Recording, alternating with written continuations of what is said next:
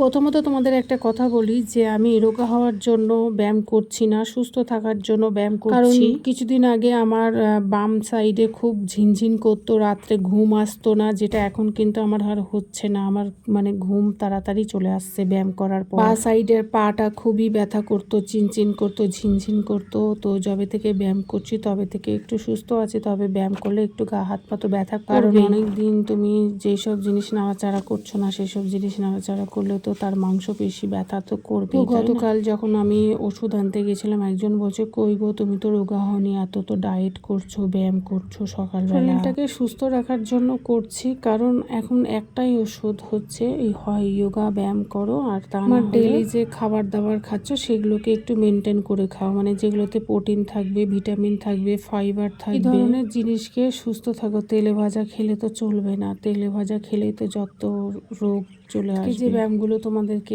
করে দেখাচ্ছি এগুলো হচ্ছে বেসিক ব্যায়াম আছে, তোমরা এগুলো করতে পারো। এগুলো করলে কিন্তু তোমাদের যে শরীরে যে চর্বিগুলো আছে সেগুলো কিন্তু আস্তে আস্তে নরম হয়ে ঝরতে থাকবে। তো তোমরা চাইলে করে দেখতে পারো। আর সত্যি কথা বলতে আমি না একটু কুর্তিগুলো লুজই পরি। তুমি দেখো আমি এইসব জিনিস যখন মানে টি শার্ট পরলে, এগুলো পরলে কিন্তু তখন বেশ একটু রোগাই লাগে। কি বলো? কদিন হয়েছিল এমন আমার রাতে ঘুমই আসতো না, কারণ জানি না, মানে ঘুম আসতে দীর্ঘতা যবে থেকে আমি দুবেলা হাঁটি আর ব্যায়াম করছি তবে থেকে বিছানায় পড়লেই আমার ভোর 5টা। তো দুদিন হলো আমি ভোর 4টেতে আমার ঘুম ভেঙে যাচ্ছে।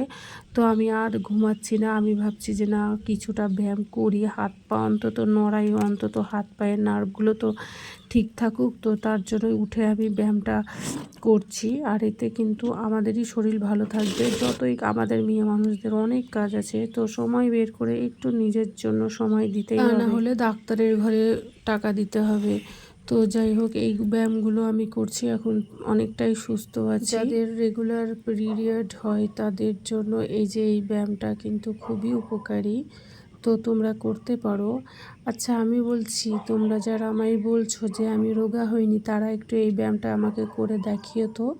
অবশ্যই এই ব্যায়ামটা করে বিনা কিছুর সাহায্যে তোমাকে উঠে দাঁড়াতে হবে। এটা দেখো 2 পা 3 পা করে যেভাবে আমি করছি সেম এইভাবে যদি তোমরা করো তাহলে তোমরা অনেক উপকারিতা পারবে। তো যাদের হচ্ছে পিরিয়ড যাদের হয় তাদের কিন্তু সমস্যাটা ঠিক হয়ে যাবে। তারপরে তো আমরা আবার হাঁটতে চলে গেলাম আর একটু স্টাইল মেনে নিলাম। জীবনে তো সব কিছুরই দরকার।